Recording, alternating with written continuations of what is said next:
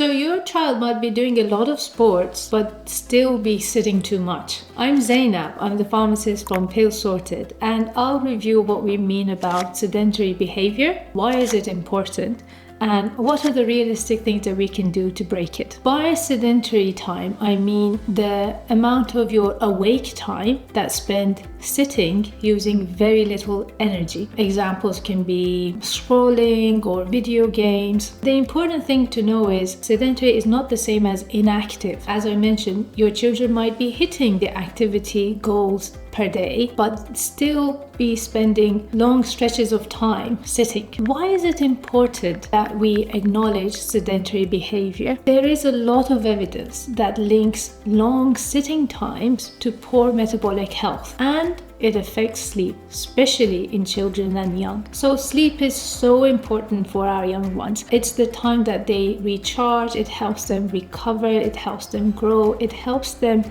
regulate all of their metabolic functions. So it's really important to protect their sleep. Now, when we want to talk about realistic plans, it's not about banning screens. It's about two important things: protecting sleep and breaking up the long periods of sitting. How can we go about this? What's a realistic plan? I'm going to mention a couple of things. The first one is create stretch breaks in between the sitting periods. So any 45 to 50 minutes of break. Encourage your children and young ones to get up, have a glass of water, walk around, stretch a bit. It helps their brain and their body to wake up. The second one is create a structure, especially around sleep time. This does involve having conversations together, getting to an agreement together. What are the things that you can do to help protect the bedtime and the bedroom actually from screens? So it might be moving a gaming console down into the living room.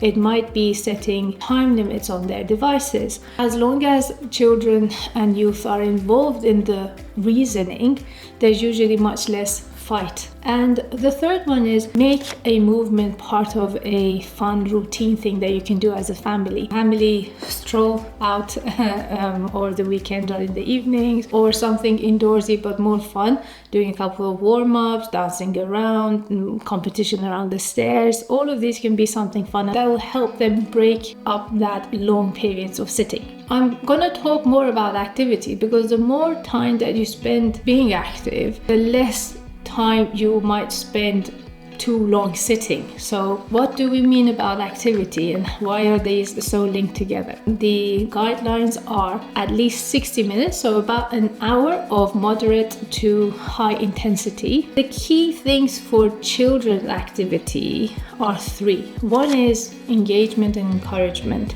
The second one is actually diversity. And the third one is that structured support. So what I mean about engagement and encouragement is you need to help them try different things and actually be okay with not liking something and trying something else, not feeling embarrassed, because enjoyment of the children is one of the most important ways that they'll stay engaged and carry on with an activity. The second one is there's no activity that's less useful for children. Anything that they enjoy to do, be it swimming, be it jumping, be it skipping, football, any of these activities, it helps build their muscles, strengthen their muscles, support them with their balance. All of these are important and useful for them, but really make sure that you look into their individualities as well. So if a child, for example, is quite sensitive to the temperature, and when they go swimming their lips go blue, well, that's not the best activity for her or for him.